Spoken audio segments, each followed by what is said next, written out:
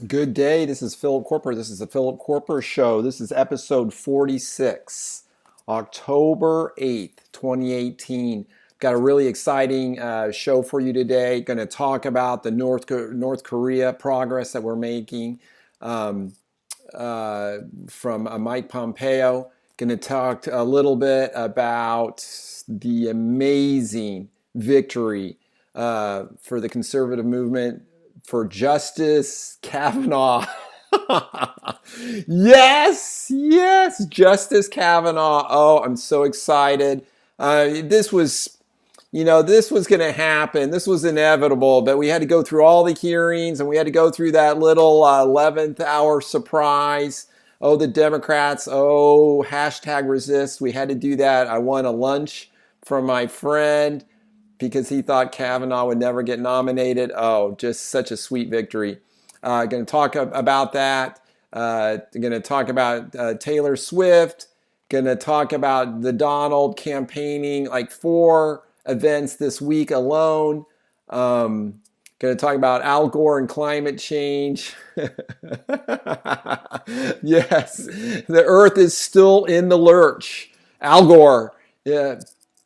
Talk a little bit about the church that I belong to, the Church of Jesus Christ of Latter-day Saints. Our prophet, our president, went over the name of the church. The Mormon Tabernacle Choir got their name changed. We'll talk a little bit about that. Then I've got an inspiring quote from Confucius that ended up. So a lot of the news is being totally, this Judge Brett Kavanaugh thing is overshadowing a lot of different things. But what excitement with Mike Pompeo in North Korea. Now we're going to have inspectors supposedly go to the missile sites. We are making progress with North Korea. Remember when President Trump took office, how, little Rocket Man was lobbing missiles over Japan, threatening to blow us up, threatening to blow up Hawaii, Guam. I mean, good grief, huge mess. And I am so glad that President Trump is President Trump right now, negotiating with strength. He is great at the art of the deal. He wrote a book about it. And so excited that Donald is making progress with North Korea. Oh, this is just really exciting. Nice to have Mike Pompeo in there, a graduate of West Point. So very awesome. So I love it. I love it. I mean, this hashtag winning, we are winning so much. I'm not quite tired of winning yet, like Donald might suggest sometimes as he teases. I was just talking to my friend at work, and he went down to the Johnson City, Tennessee rally, could not get in. It was packed. It was so crowded. He had to listen outside. Another friend, I think I mentioned earlier, she went down got in that line like 2:30 in the morning on that day, and she was the 4th one to get in. So incredible excitement. Donald Trump is just tireless campaigning for the Republican cause. He's even going to Richmond, Kentucky, which is just south of Lexington this weekend. Saturday night, a lot of my friends are going. Good grief. He needs bigger venues. He is just filling these venues up with all kinds of people. It's incredible. With many Democrats are going to these rallies. The media is not talking about that. Many Democrats are going to these rallies. So very exciting. The congressional race, Andy Barr is my congressman, and he's got this Amy McGrath, this leftist is running against him, promising Medicare for all and socialized medicine and all this stuff. Lexington's very liberal, so lots of leftists living in Lexington, but the surrounding counties are very conservative, as is the entire state of Kentucky. There's like 150 counties in Kentucky, a lot. I don't know exactly what the number is. But only 2 counties voted for Hillary. Only 2. Fayette County, the one that we live in, and Jefferson County, Louisville. So Lexington and Louisville, the 2 biggest cities, that's the only place where Hillary Clinton won. Very conservative. So this North Korea news is very exciting. We'll have to see what how that plays out. I'm hopefully optimistic, but I love how Donald, he negotiates with strength. And so I think his foreign policy successes have been just enormous, enormous. So very grateful. He's not on some apology tour like President Obama was. So let's talk about Brett Kavanaugh. Oh, good grief. I mean, the Democrats are not going to let this go. They're not going to let this go. I mean, have other, President Tyler had a really hard time getting his nominees through. I think 4 of them failed. I mean, so this push and pull with the office of the presidency and the Senate, especially when the Senate is of the opposing party, this can be a contentious issue. Okay, it can turn out to be pure politics. And that is exactly what happened here. It's just pure politics. Okay, Joe Manchin, the Democrat from West Virginia, he pretty much just sides with the Republicans anyhow. He's got to be conservative. He is tacking way, way to the far to the right. And so he did vote yes for Brett Kavanaugh. And Lisa Murkowski, she did vote no. She was going to vote no, but the senator, I forgot his name, in Montana went to his daughter's wedding on Saturday. And so she voted present so he wouldn't have to rush back to D.C. So we had the votes. Mitch McConnell is known all along that we've had these votes. Okay. Susan Collins made a big talk where she did lay out the arguments from the Constitution. Many people on the right really like that. I know Ann Coulter got a little nervous when he was talking about Brett Kavanaugh and all of his rulings that are a little bit to the left. So that is a little disconcerting. I wish Donald would have picked someone more conservative than Brett Kavanaugh, but we'll take Brett, and we're excited about that. But Mitch McConnell's known they've had the votes all the time, and we know Dianne Feinstein, we know that she did not have the votes, okay? She never called for the voting. She just wanted to stall. So sad, this Blasey Ford situation, so sad. Rush Limbaugh mentioned he doesn't believe her because she's a leftist. I mean, she was a pink hat demonstrating against Trump kind of person.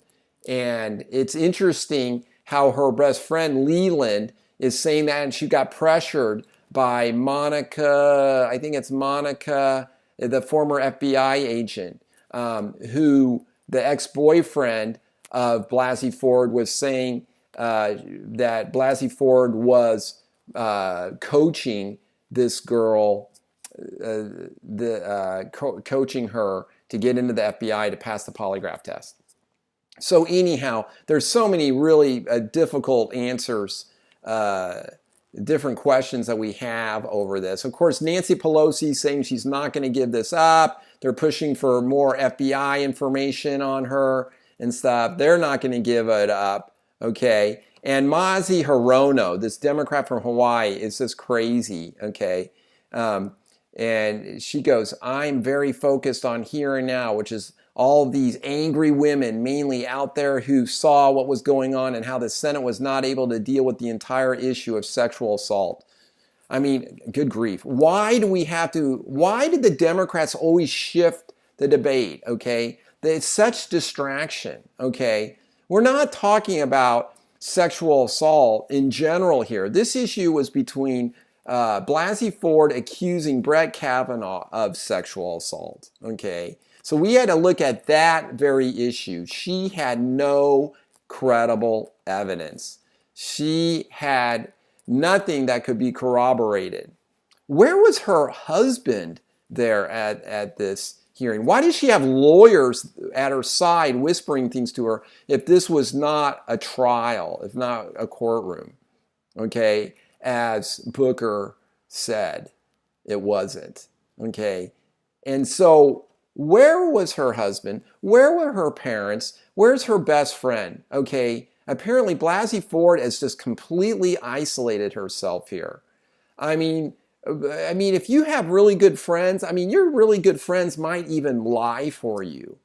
Okay, I don't think that's right, but maybe they would lie for you. Her friend Leland, supposed friend or old friend or ex-friend, would not even lie for her. And Leland said that she was pressured by Monica or somebody, that FBI agent, pressured to testify against Brett Kavanaugh. So much concern here that we don't understand exactly how this happened. This is a great article from the Daily Wire about this, okay, by Walsh, Matt Walsh, and he talks about how the FBI must now investigate Christine Ford. Okay, and here's why. And he leaves these interesting questions. Now, Monica McLean is the retired FBI agent. So Leland Kaiser, okay, and so this was a friend or a former friend of Christine Ford, okay? So Leland Kaiser denied ever attending this party, okay, or even knowing Brett Kavanaugh at all. And now she's saying that she was pressured to change or revisit her testimony, okay? So it was Monica McLean who pressured her, okay? And it was Monica McLean who was being coached by Ford, according to Ford's ex-boyfriend, on how to pass a lie detector test, which I think is a felony. Christine Ford has refused to turn over her therapy notes and also the polygraph test stuff. Okay, why?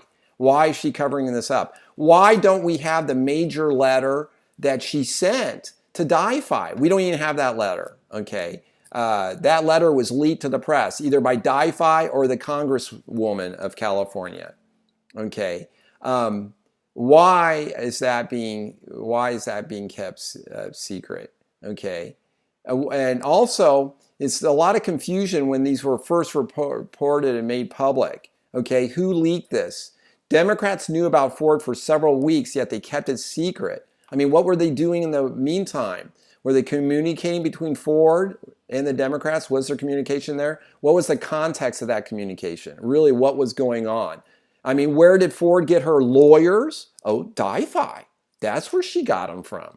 Okay, this had politics, all over it. This is so political. This was just political. Republicans versus the Democrats. The Democrats immediately said that they were Chuck Schumer said, I'm against this nominee, fill in the blank. Okay, from the very beginning. He was going to fight it with every fiber of his body. Well, he did, okay, they did. That list that Donald Trump has of Supreme Court nominees, do you think Chuck Schumer will allow Donald to have any of those people? Oh, I doubt it. I doubt that Chucky would approve of any of those candidates to be on the Supreme Court. Donald Trump is so transparent, so amazing that he made that list and he's picking from that list. Incredible. No, Chuck Schumer is going to say no to any of those candidates, okay? So what's the problem here? Chucky needs to win the presidency. I mean, his party needs to be president of the United States, and then they can pick who they want. And then the Senate, will advise and consent, right? So right now, the Republicans are in control of the presidency and the Senate, okay? So we get to choose who we want to be on the Supreme Court. This assumption that this is not political, we've got Kagan coming out, Justice Kagan coming out against this, Brett Kavanaugh. I mean, is that political? Do you think that's political? They're giving Brett Kavanaugh a hard time for being political. What a scam. Okay, we all know judges are political. Okay, we're all political. Now, as a judge, they're supposed to set that aside, but they don't. Look at some of these rulings, like the Masterpiece Cake ruling. Look how the liberals always side with the liberal orthodoxy. I mean, we know they're liberal. We know Ginsburg is a flaming liberal. Kagan is a liberal. Sotomayor, liberal. Okay, these are baby-killing liberals. This is the stuff they support. We know that. Okay, and we always pretend that these judges are not going to be, completely biased, not biased, unbiased. No, they're going to look at the Constitution in different ways. And the conservatives look at the Constitution as it was ratified. And liberals are constantly just changing everything. changing everything to mold into whatever new vogue and fad thing is going on. The last point that Matt Walsh makes in this letter, in this article in the Daily Wire, says Chuck Grassley sent a letter to Ford's attorney last night asking for the third time that any relevant documents be turned over. So there's all other kinds of things that we don't have. The Democrats hid all of this stuff.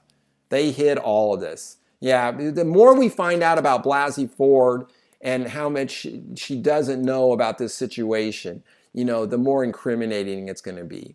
It's funny, the Democrats are all mad at Michael Avenatti, okay, this crazy leftist lawyer who who defended Stormy Davis and who also brought forth the second witness, whatever her name was.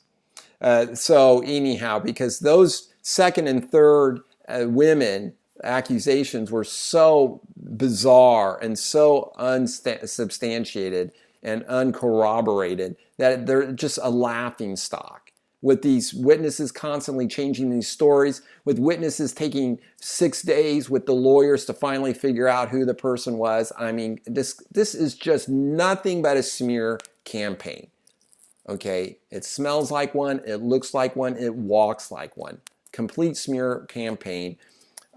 So glad that we had the votes. It's funny how the Democrats are debating this. I was looking up Paul Graham's hierarchy of disagreement. So this is a triangle. And at the top of the triangle, you have a refuting the central point. So explicitly refutes the central point. So you can kind of, you can discuss something, you can have a disagreement, and you can talk about the point. The second one is refutation. Find the mistake and explain why it's mistaken using quotes. Okay, so this is another way to discussion. Well, then it gets more intense. Then you can have counter argument, and then you can have contradiction. Then you can respond to tone, criticize the tone of the writing without addressing the substance of the argument. Then you could do ad hominem. Oh, the Democrats love this. I mean, what did they do to Donald Trump? Did they talk about his policies?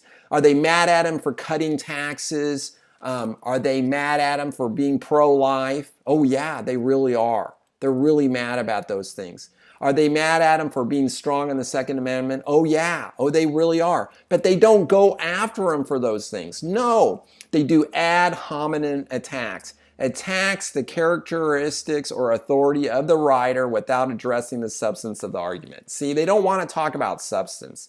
And then the last one at the base is name calling. Oh, oh, the Democrats really like this name calling thing. Oh yeah, sounds something like you are an, okay, whatever. Okay, so that's name calling. Ooh, at the bottom of the hierarchy. Oh yeah, the Democrats love that. Let me give you a case in point. Google design lead David Hogue. He says Republicans are evil. Okay, we're evil. Okay, and will descend into flames of hell.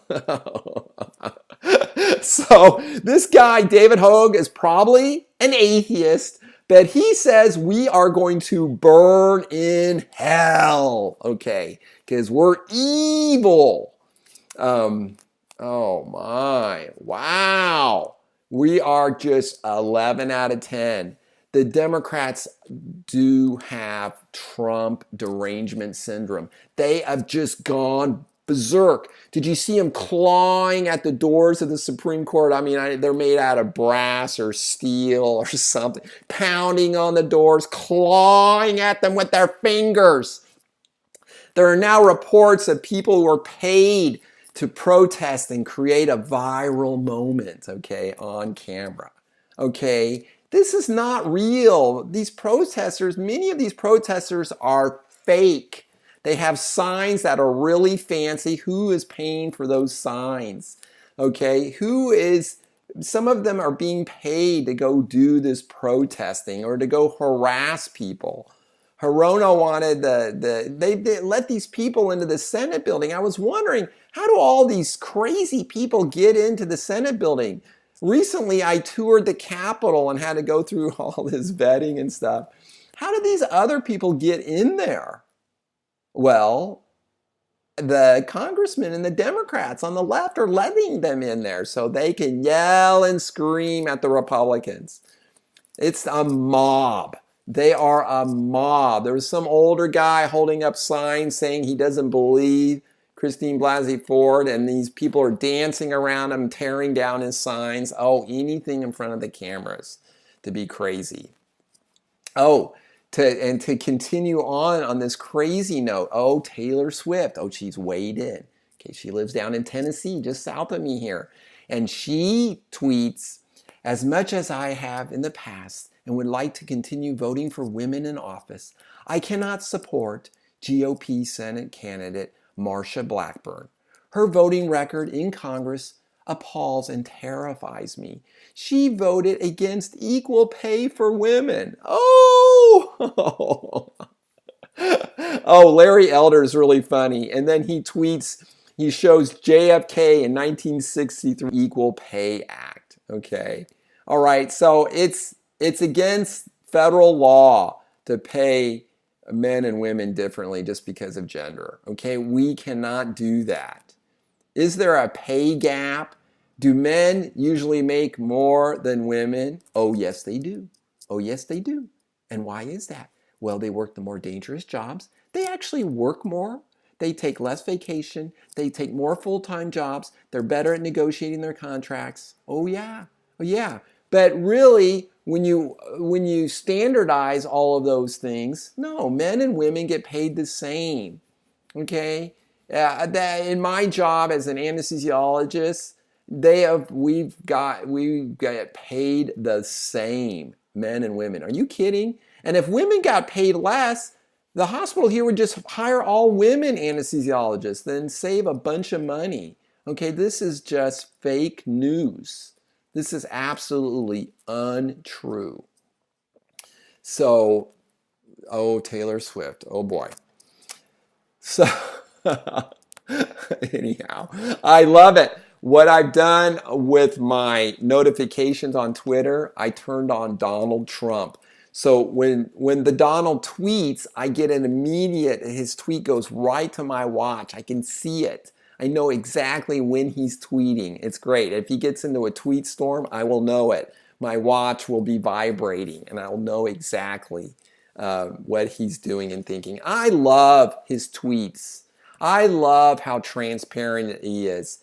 Getting back to Christine Blasey Ford, I love how he pointed out in one of those rallies, and some people on the right got all nervous, that he pointed out he didn't really mock her, he mocked her lack of knowledge surrounding this supposed event. Okay? Didn't know when it took place, didn't know what year it took place, didn't know how she got there. She was 15, don't know how she got home. She lives like 6 miles away from there. You know, the only thing she knew was that it was Brett Kavanaugh and she had one beer. Okay, even the other 4 people that she said were there, deny it. Okay, deny it. No credibility, no corroborating evidence. And I love how Donald really pointed that out. Donald tweeted just a few minutes ago, America's police officers have earned the everlasting gratitude of our nation. In the moment of danger and despair, you are the reason we never lose hope. Because there are men and women in uniform who face down evil and stand for all that is good, capitalized, all caps, and just, all capitalized, and decent, all capitalized, and right, all capitalized, exclamation point.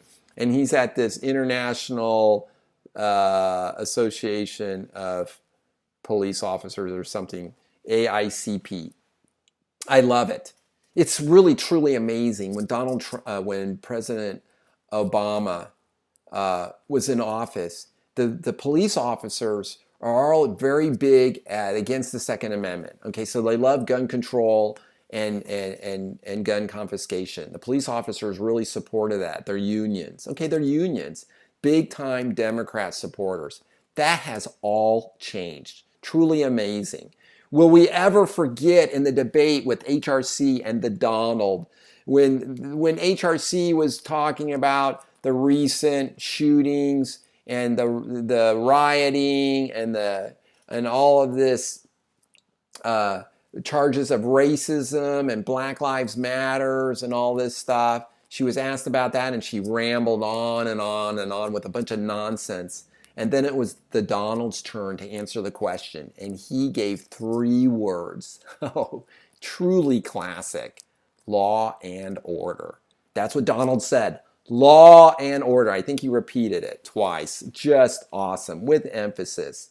Since then, I tell you, the law enforcement agencies love Donald. He gets out of his car and shakes their hands. He loves them.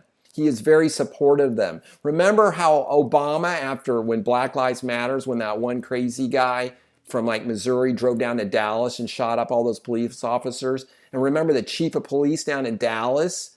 You got national TV and just said he didn't feel support from Washington, D.C. Oh, yeah, Obama was like, down there the next day to try to heal that rift.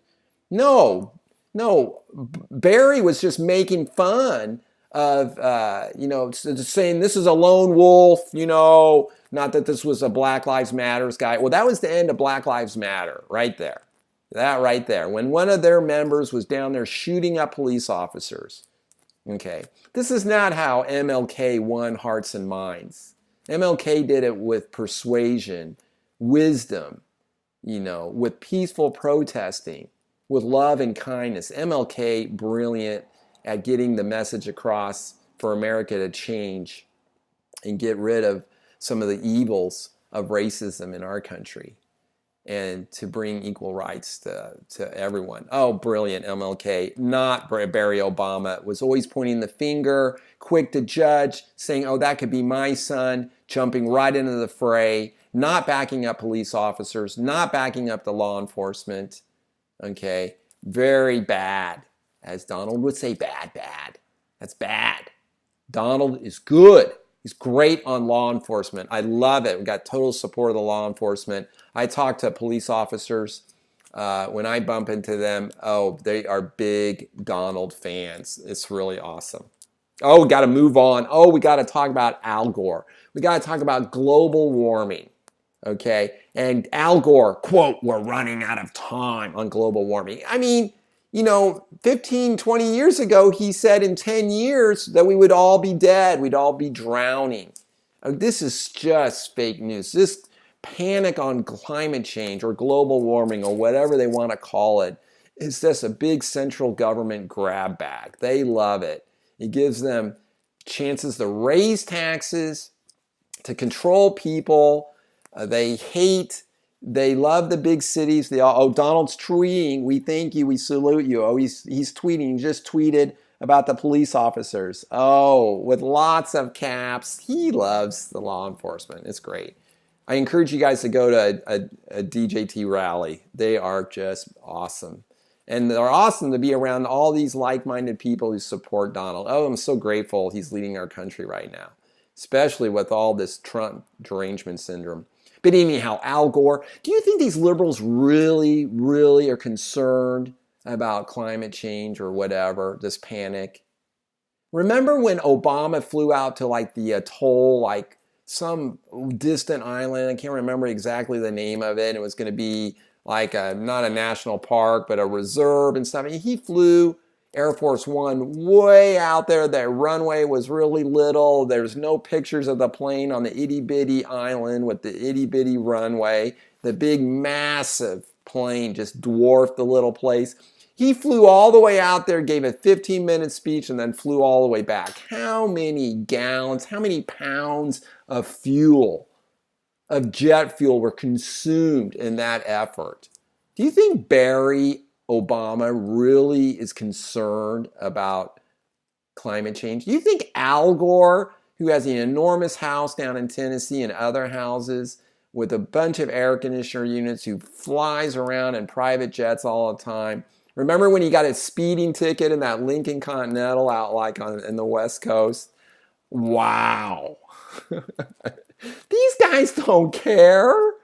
They don't think the earth is in the lurch, but they use this propaganda to enable their huge, big government high-tax schemes. It's just like Taylor Swift. Do you think she's really worried about this equal pay thing? Isn't it funny that she's not going to vote for the woman? Marsha Blackburn, I thought we're supposed to support the woman. She's going to vote for the old white guy. Taylor Swift. No, this is not about this equal pay. These are all red herrings. These are just distractions.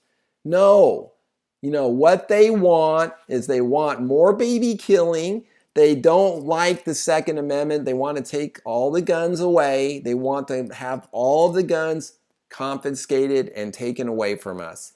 And they want all of their big welfare programs for their constituents' welfare. That is what the Democrats want. But they're always just nibbling around the corners of those. They don't really want to talk about it. To Bernard's point, to give him credit, he does talk about it. He does. He calls himself a Democrat socialist. He is out in the open about how left he is. I give him credit for that. He is quite transparent. He talks about taxes are going to have to be 90% again. He talks about stuff like that. So, but most of these Democrats, oh, no. They're going to have to couch those things. They have to keep them really quiet. I want to talk to you about this is really big, and I think it's a lot bigger than most people realize, is that these little Chinese, little electronics that they put on these motherboards for these computers so they can spy on Americans, our defense systems and all these things. Okay, do you think we're going to continue to build iPhones, assemble iPhones in China? No, this is coming to an end. We cannot trust the Chinese. They have such a little centralized power, very powerful Politburo that control all the countries. Okay, the Islamic terrorists are all disjointed. There's not a central command, which really weakens their power. They're still a threat to America and other people with their crazy suicide bombing. That's how you define terrorism, suicide bombers. And that is a threat, but there's no real central control. That is the danger with China. They have this Politburo. The very small number of people control that huge country with those billions of people, 2 billion or 2.5 billion, I can't remember how many, lots. The most populous country on earth. Yeah, they are. Guess who's second? It's India. And guess who's third? United States. We are the third most populous country in the world. Do you ever hear that? No, we are. Okay, we're a large country too. So that is the threat of China. Even a bigger threat than the Ruskies, than the Russians. So that's something to think about. I think China's really going to be hurt. And I do like cheap goods. I like it that my iPhone is cheap. But being assembled in China is that risk, the security risks are, I think, really too high.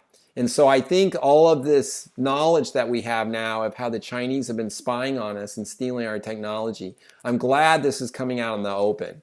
And I know Foxconn that assembles iPhones, Apple announced a few years ago that this is going on. So a few years ago, I think people were getting wind that the Chinese were stealing our technology and spying on us with all these little devices. So they really don't have a whole lot of intelligent design, but they steal it from us. So we got to be really careful. We had General Conference, the Church of Jesus Christ of Latter-day Saints, out in Salt Lake City. We had a General Conference. We have that twice a year where we have different sessions where the leaders of the church speak to us and give sermons. It's a great time for us to hear from our prophet, President Nelson. He's an apostle. He's a senior apostle, and we believe that Jesus Christ has organized his church once again on the face of the earth in the latter days, hence our name, the Church of Jesus Christ of Latter-day Saints. So this is Jesus Christ's church in these latter days, and we have a prophet like Moses or Elijah, Abraham. And so President Nelson is an apostle who's the senior apostle, and we consider he's the president of the church, and we consider him a prophet, someone who can learn the will of God. And then Jesus Christ is the head of our church, but he uses a prophet to guide us, to direct us towards Christ and to testify of Jesus Christ. Well, anyhow, this has been in the news. He's emphasizing, and as we always have, we want to use the full name of the Church of Jesus Christ of Latter-day Saints. We have nicknames like Mormon or Mormon Church. So Joseph Smith, the first prophet in these latter days, he translated through the power of God the Book of Mormon. Mormon is the name of an ancient prophet who lived in America about 300 to 400 AD. And so people have used, since we believe and read and study the Book of Mormon, and it testifies of Jesus Christ, they've called us Mormons. So we're not we know we're Christians, and we know that the church's name is Jesus Christ. We want to stay focused on Jesus Christ, and we want people to know that we're believers of Jesus Christ and that we're members of his church. And Jesus Christ, we have scriptures that say Jesus Christ wanted us. It's not the church of Moses.